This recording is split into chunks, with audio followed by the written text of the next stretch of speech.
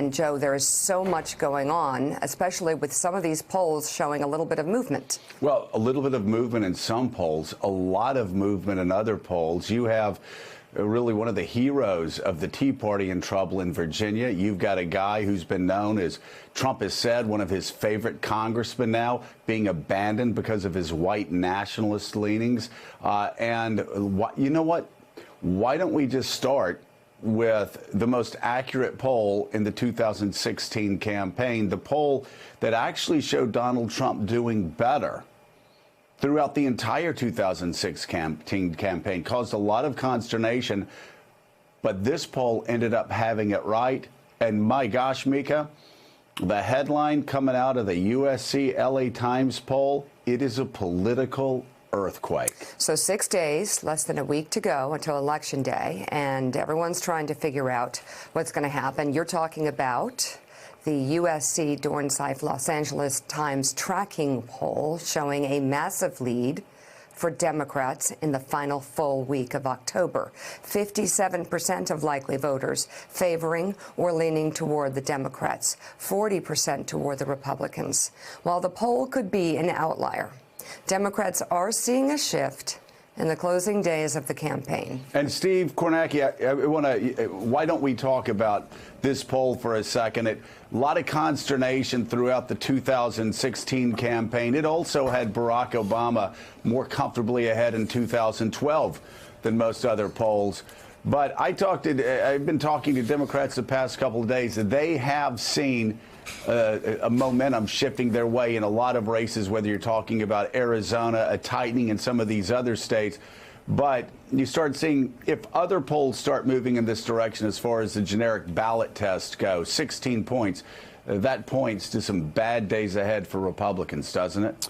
Yeah, and I think that's the question. Let's see what other polls do. I'd put in a plug, just in terms of 16, I'd put in a plug for our own poll. I mean, the LA Times poll in 16, it had Trump winning the popular vote by 3 points. I do think we ought to keep in mind he lost the popular vote by 2, so they were off by 5 on that front. Our own NBC poll had it at Clinton by 4. She won by 2. So I think ours did hold up pretty well in 2016 there. But yeah, I mean, look, it is a question down the stretch here with the last week that was dominated by how Donald Trump handled the package bombs, how Donald Trump handled Pittsburgh, Donald Trump's decision to lean into this idea of birthright citizenship in the home stretch. We saw a Gallup poll the other day. They do a weekly check-in on his approval rating. They had his approval rating over the last week dropping 4 points. We've talked about how that's a key variable in this. If Donald Trump's approval rating is sitting there in the mid-40s, Republicans think it gives them a fighting chance to hang on to the House. If it's in the low 40s, it could be a bloodbath for them. It's that big of a difference. And so Gallup suggests maybe there's the possibility of movement there. I do want to see if we pick that up in other polls as well. But again, I think it's striking, too, just to compare how Donald Trump is closing the 2018 midterms with how he closed the 2016 campaign. I think it's a forgotten moment in his 2016 campaign. But remember, he was basically off Twitter down the home stretch in 2016. His aides had managed to wrestle that away from him. They had settled him on sort of these broad themes of just changing Washington, reviving the economy, making the system fair, that he was repeating. He was on point at in his rallies in the closing days in ways he hadn't been before. He was avoiding a lot of these traps he'd fallen into.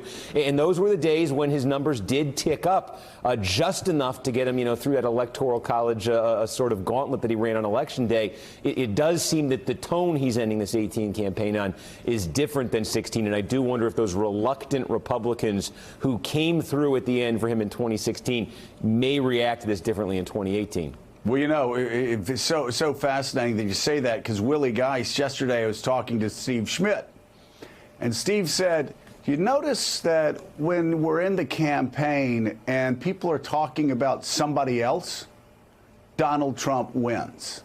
And he actually said the same thing Steve Kornacki said. Last 10 days of the campaign, he was smart enough to keep his head down. But when we're talking about Donald Trump at the end of the campaign, Donald Trump loses. And Donald Trump, showing absolutely no discipline, is making everything about himself and, of course, we're seeing his numbers fall, and we're seeing Democrats' numbers go up. Well, he's eaten up all the political space right now. Every day he comes out with some new idea. Yesterday it was the idea of taking away birthright citizenship. The day before it was sending 5,200 additional troops to the border for a caravan that's 1,000 miles away. He'll do something again today. He'll tweet this morning. He'll say something. He'll make some announcement. And candidates can't get out from under that. Let's look at some newly completed House polls which show Democrats faring well in some tough districts. In California's 50th, Congressman Duncan Hunter, who's facing federal charges for misuse of campaign funds, has a narrow lead, 48 to 45, over Democratic newcomer Amar Campa-Najjar. In Utah's 4th District, Salt Lake City Mayor Ben McAdams 7 points ahead now of Republican Congresswoman Mia Love, 50 to 43 there. In Kansas's 2nd District, Democrat Paul Davis leads Republican Steve Watkins 41% to 37%, with 12% still undecided. That's in a New York Times Siena College poll. North Carolina's 9th District, Mark Harris, who defeated Congressman Robert Pittenger, has a narrow lead over Democrat Dan McCready, 45 to 44%. And in Virginia's 7th District, Democrat Abigail Spanberger is leading Democrat Dave Bratt, 46 to 45%. Can we stop right there, Willie? I think this is one of the most fascinating races because Dave Bratt has run. Of course, you know, Dave Bratt, the Tea Party darling that beat the majority leader at the time. But he's running one of the dumbest campaigns in modern American history, where he thinks if he just keeps talking about Nancy Pelosi and saying Nancy Pelosi, that he's somehow going to win. Nothing else is required. And we've seen, 10, 11, 12, 15 mentions of Nancy Pelosi in debates. And his Democratic opponent has come back really strongly with some great ad campaigns. And I just think in some of these races, whether it's Western Iowa or whether it's in Bratt's district in Virginia, voters are saying, hey, we're not that stupid. Yeah, we're just not. We're not going to be fooled by stupid campaigning. Well, he's also, Steve Kornacki, bringing in Steve Bannon apparently to campaign for him here. His closing argument is the Steve Bannon argument, is the Trump argument, which is the anti-globalist, all the things we know Steve Bannon stands for. How does this play out on Tuesday? I mean, clearly a play for the base there, and it's so interesting because that district, you're talking about the suburbs of Richmond, a big part of that district. You're talking about suburbs that have been changing politically. And you're talking about suburbs where Democrats are really investing in this idea of particularly women who traditionally maybe in some cases have voted Republican in the past around there being turned off by the Donald Trump version of the party. And if you've got Bratt closing with Bannon, and don't forget the other factor in Virginia is the U.S. Senate race at the top of the ticket there. Right. You got Corey Stewart at the top of the ticket, who again Democrats think is going to offend those suburban voters. It's an interesting choice to close on there, just given the strength Democrats have been showing in the suburbs. Well, let me just go back to the point that Joe was making and that he referred to Steve Schmidt about Trump and being the center. Who's the focus on, right? You go back to 2016, there were a couple things that are true. One of which was that Trump was unusually disciplined, as Steve pointed out a second ago, in those closing days. The second thing that would happen was that the focus all shifted to Hillary Clinton because of the Jim Comey email release. The third thing was that Trump wasn't just talking about change, but he was very focused on the economic kind of populist argument, but not on the cultural populist arguments, because Trump believed at that point, as they all did, that his base was secure. And what he needed to do in the close was to bring home traditional Republicans who were nervous about him. So what's he doing right now?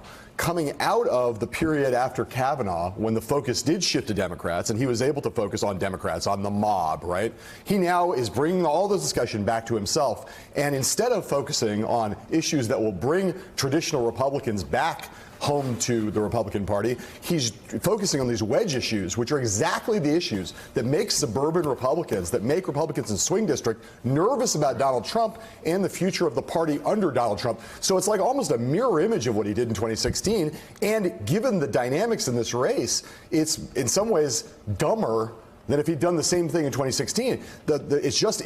All of the problems he has and that the party has because of him are being magnified by this strategy that he's running. He has no other choice, because if he feels as if he doesn't do this, the base might stay home. Right. But it's a terrible bind he's in right now. What do you do? Not excite the base, they stay home. He's already alienated a lot of suburban voters. But everything he does every day right now is leading in the direction of me, focus on me. And the more the focus is on him and on these issues, the worse he is. Democrats are in a much better position now than they were 2 weeks ago after the Kavanaugh thing, when the focus was all on them. Thanks for checking out MSNBC on YouTube, and make sure you subscribe to stay up to date on the day's biggest stories. And you can click on any of the videos around us to watch more from Morning Joe and MSNBC. Thanks so much for watching.